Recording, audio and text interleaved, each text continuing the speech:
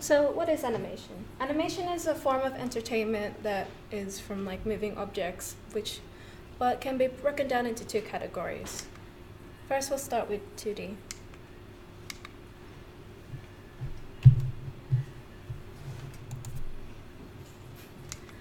Animation goes into different parts, despite what you may seem. So animation is, to break it down, picture one piece of paper and constantly layers upon it with slight details. If you put them all together, it makes a full-blown animation. As you can see here, from pieces of paper to digital to color, you can see that on certain numbers are these papers as they bring together an animation.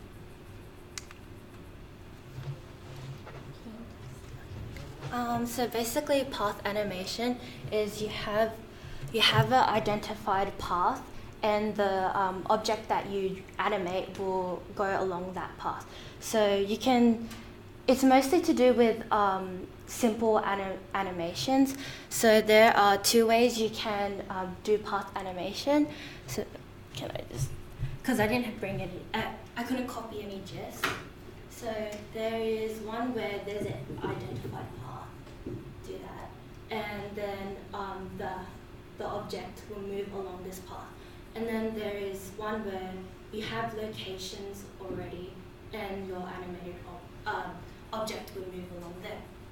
And so,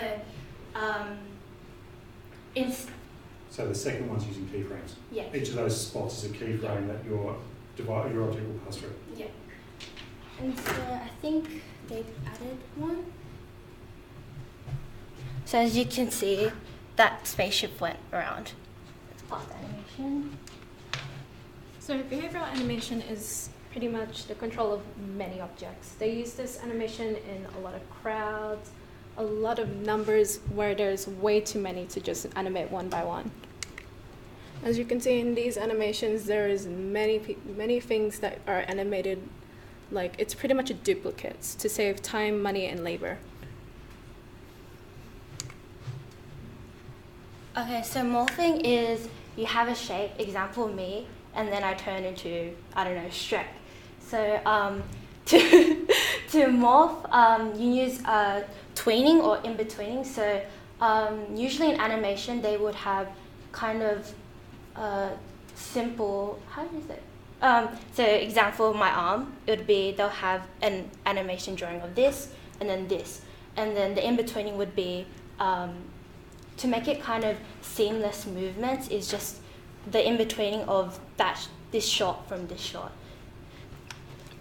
And I guess for morphing and in-betweening or tweening, they use it to kind of, it's like frame rates where there's more movement, it looks more realistic. And yeah. Another good example of tweening would be if you've seen Terminator 2, when the liquid metal Terminator turns into something else, you see it starts as a blob and become a person. As you can hear, the bells are going on to agree with that. Yeah. So pretty much now we're gonna break into what parts make up an animation. So frame rates is a core part because, well, it's the frequency rate at which how many images are displayed at once. You would have 24 FPS shot for frames per second would be quite blocky animation, whereas nowadays we have 64 FPS, which would be pretty much perfect animation. As we see here, there are the very old school, like Sunday cartoons kind of style, where it would be about 4 frames per second just to save, 4 to 8 frames per second to save time, money, and labor, because cheap. Okay, so Matt is always telling us to cut unnecessary footage in our films and animations or whatever. So transitions are used to kind of connect this one scene from another scene, and simple kind of transitions is you would have a layer in animation. You have a layer that covers and it goes darker, so that you have, I don't know, another shot. A shot where, I don't know, the poop goes into the toilet. So it kind of connects and joins the relationship of your scenes. An example. So looping is a cheap technique used in animation where pretty much you just want to save time and money because you're not bothered to animate it fully. And an example of this would be just a simple walking animation where they're walking in the same place, such as these two. It just saves time and money, and it's quite simple because though it can bring a lot of attention, people use it a lot nowadays.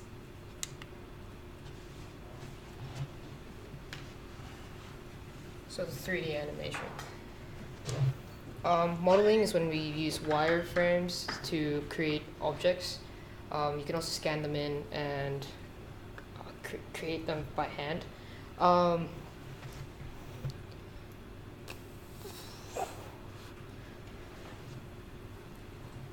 Yeah, it's used to replicate situations.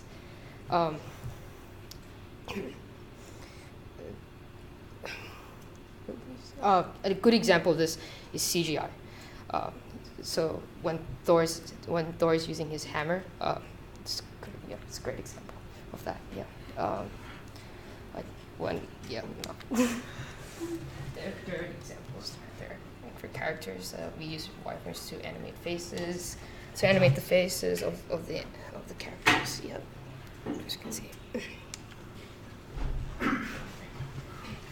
My favorite development early stages of wireframes. Wireframes are used in the early developments of 3D sculpting and modeling, as you can change the width of different squares of an 3D object. And it's also the fundamentals of every 3D film, such as every Pixar film like Toy Story or the Avatar film, which they all use wireframes. And this is what pretty much what wireframes look like. You can actually extend some of each of these squares outwards or inwards into them, or inwards. And here's Shrek and Donkey.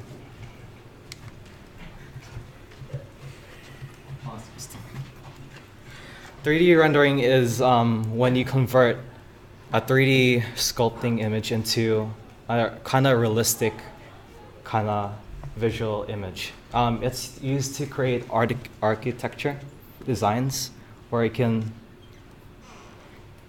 shows the clients how some houses are represented in real life. And this is before rendering, and then after it renders, becomes kind of like this, adds texture and lighting to the scenery.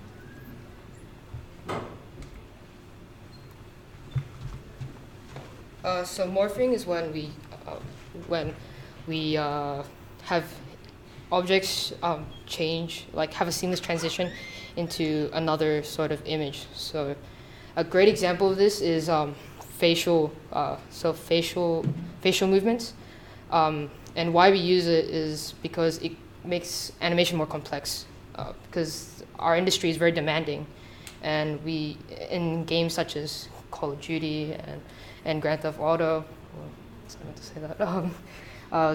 They have very realistic facial characteristics and objects going around in the game. So these are examples of morphing. So as we can see, it's transitioning into one from here to there, and this is Ron. It's and as we can't see what you just pointed out, Sheila, from hand in the top left-hand corner into monster in the bottom right-hand corner. Yeah.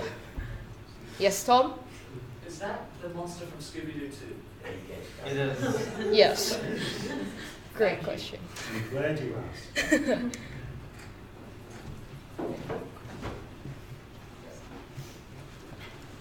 So warping is when they distort some of the objects or characters in 3D animation. Sometimes it's for artistic effects, or sometimes it's just to blur out people's faces to just to not what do you call it? Oh yeah, it's just to hide their identity in news reports. Yeah.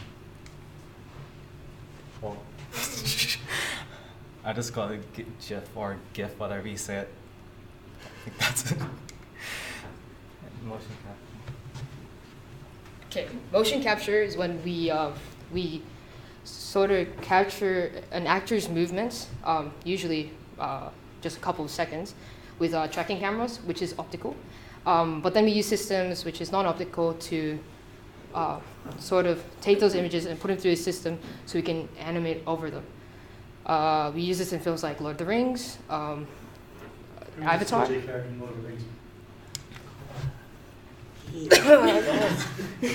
Yeah, as you can see, they're wearing skin tight suits. So, skin tight. They are markers for their facial features. And that will mean that when the face gets animated, it gets a lot of detail in there. Talking about morphing and warping, you can move the face around so you get real emotion. Probably the best example of mocap, particularly facial capture, would have been in LA Noire, where you had to decide if the person was lying when you interrogated them. And that facial capture had to be absolutely spot on. Do they actually use like different cameras to track the... Yep. And real actors and real people. Yep. Absolutely. Yeah. And now virtual reality. Simulators is when we sort of imitate reality and digitally. And so we have, so a great example of this is flight simulators. So in the military and in other places, they use it to train people to do certain operations. And it sort of alleviates from like, it's much more safer than training them up in the air. So it's good preparation work for them. So that's why we use it. That's other examples. We also use it in video games as well. So yeah. So as you can see, this is the model, and that is sort of the simulation that it runs through. So the model is the program itself, and the simulation is the operation that it goes through. And walkthroughs. Walkthroughs are very important to our today's society because it allows architectures and other designers to showcase their work into the public. Instead of like walking into an open house around the streets, you can use virtual reality like headsets or your smartphones just to see what's inside. And that will help the clients give a good representation of what they're gonna buy. So this is just a guy looking through the room of his apartment.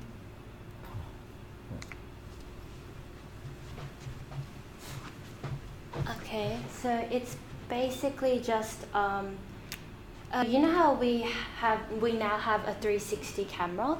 So in animation, it's more of a picture, wider picture that is brought into a program where it's a 360. So a 360 degree view of a scene, and it becomes into a virtual world landscape.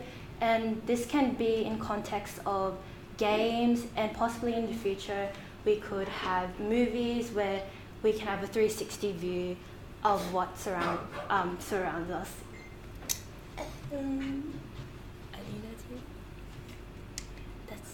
Okay, so as you can see, 360 view. I think New Star Guardian skins for League of Legends did this. An example, you can see this quite a lot in Facebook and YouTube. Yeah, done.